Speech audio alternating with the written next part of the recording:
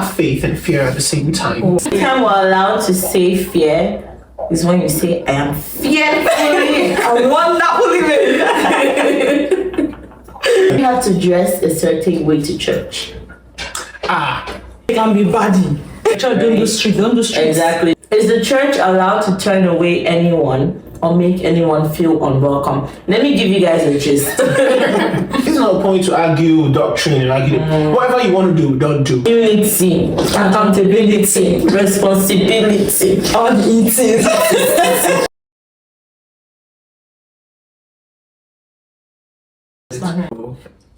Okay. Can you have faith and fear at the same time? Yes. Just said that right away. I don't know.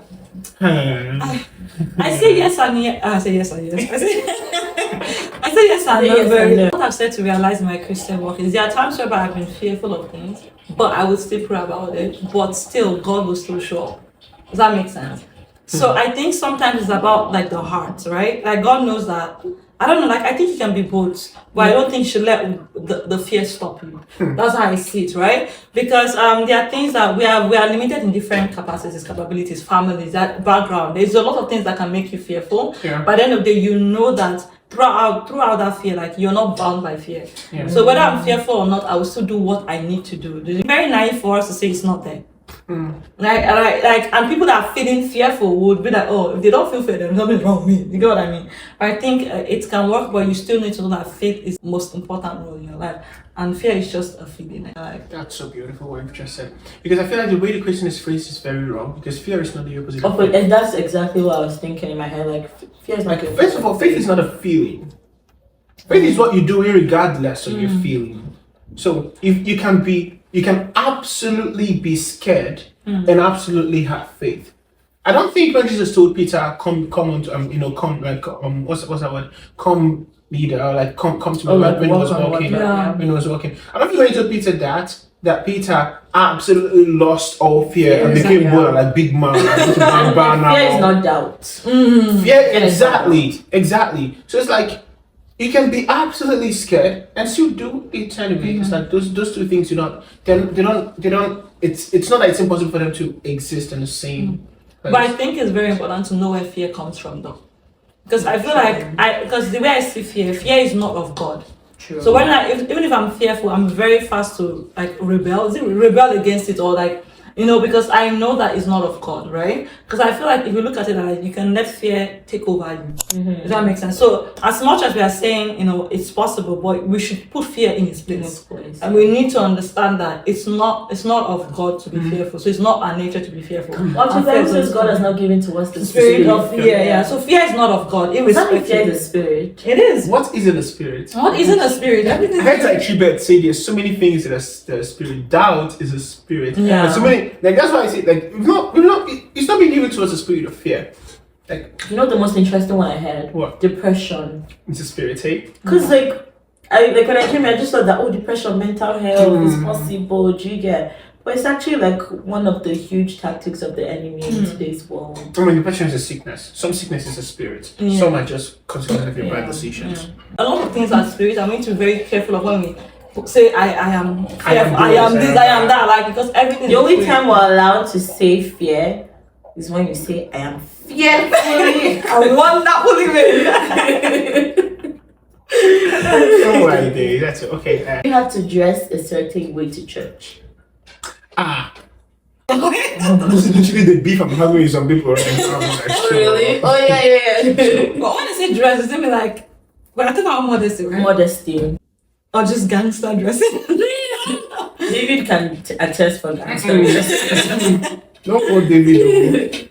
I feel like it's important to be modest, not just to church, like everywhere you go. I don't feel like you should have like church clothes and other clothes. I do believe that like modesty is not just a thing of church. Let me ask this question in a different way. Is there a particular style that you should That's the one I was avoiding. that you should dress to church in? Particular style, house Style, as in the corporate or streetwear, Oh, okay. or like regular rugged jeans. Or Maybe And not don't wait till your locations. heart to go still talk. No. I'm asking this question for a particular reason because I feel like I need to know. What's in my head right now? What's in my head? I don't go talk out. So like, what do you think? I don't know, I feel like people have different styles. When you say street, I feel like street is like jeans, maybe something might be ripped sometimes and just like street attire, but then they can be body. You know what I mean? Like, so I think it depends. I don't think there's a certain level of where you're supposed to dress per se, but you need to be mindful of like how you're dressed. And I think like it also goes back to when we're saying whatever environment you find yourself in, submit to it, or you say, Bible says obey the laws of the land. If your church don't do street, don't do streets. Exactly. They say in your church, Don't don't look put for your strong name. on those streets. Maybe I feel like wearing jeans, but my church says don't wear jeans to church, right? Not necessarily because it's a sin, but because that's their law. So I have to obey it, right? So, yeah. Okay. Let me just remove my eye. Let's discuss.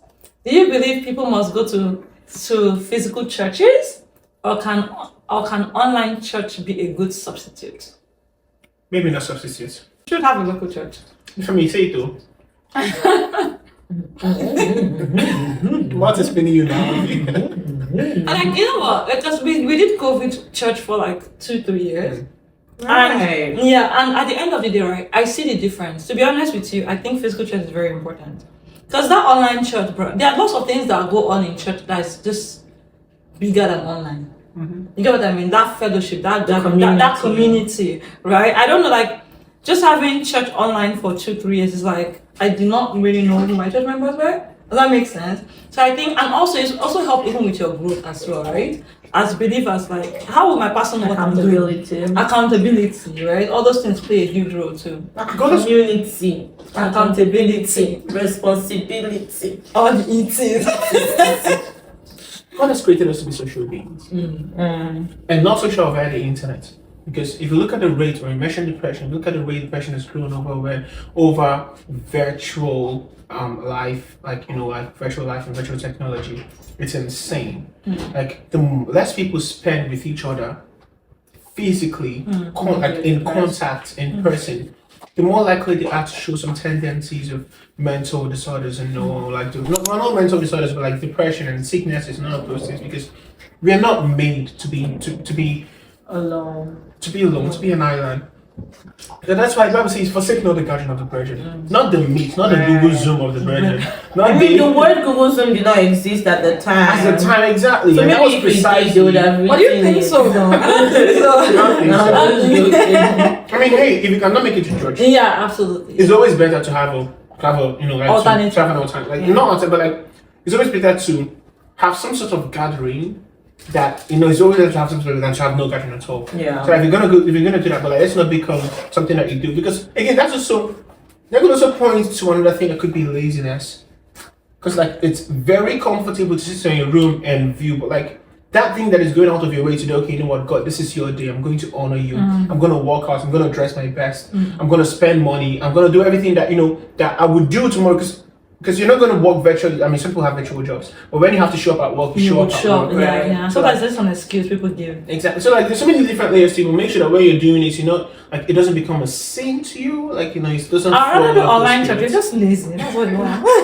I have a question, right? No, but like I definitely do agree about like having a local assembly, accountability, responsibility, community, and all that. So how about if you have an online church where you guys gather to stream?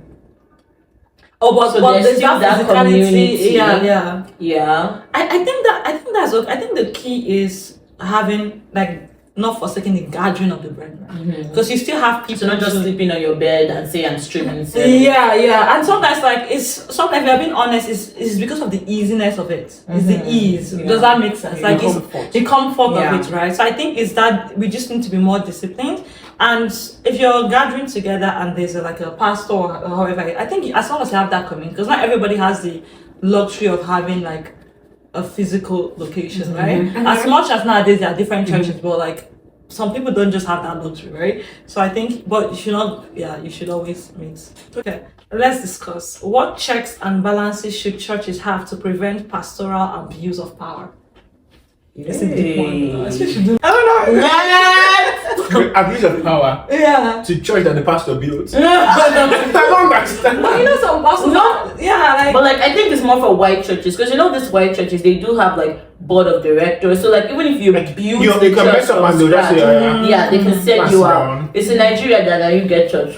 Like for Catholics and Anglican, because a person cannot have a church. Yeah. It's a whole system. Like a bishop cannot just say his son will be the next pastor. Okay. It's not like you get what I mean. It's not, yeah, like it's not. That's not how it runs. So for that, you cannot really abuse power. It's not that other people are watching. But for more individualized churches, And also the problem with Pentecostalism is that it's very individualistic. Like Yeah. they tend to say, do whatever the Spirit tells you. Yeah. but I would say let your pastor have the Holy Ghost, and also also pastor have leaders and people that are in charge of things, right? I would say if your pastor is running everything.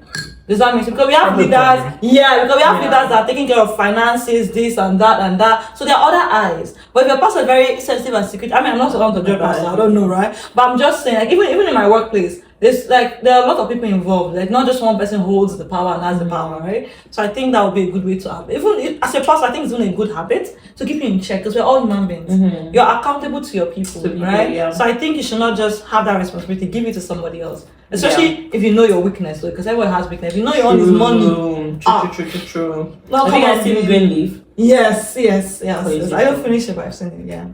Okay, anyways, thank you so much, guys, for watching. I know we had a lot of conversation. Let me know what you guys think. If you agree, if you don't agree, I hope you guys enjoyed this video. Let us know if you want to see more videos on speaking about the faith, speaking about believers, speaking about the church.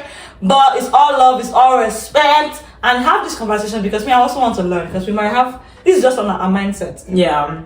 Somebody might come and be like, oh, Rema. And if you think there's a topic we should talk about, just drop it in the comments. Yes. Anyways, thank you so much, and we'll catch you on the next video. Bye. You are God.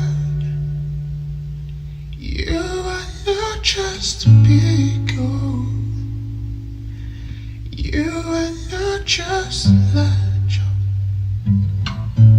You are a great God. Everlasting Father and the Prince of Peace have come to dwell with man. You see, like in the beginning, just as he went down in the pool of days in fellowship, he came down again to earth because he craved that fellowship.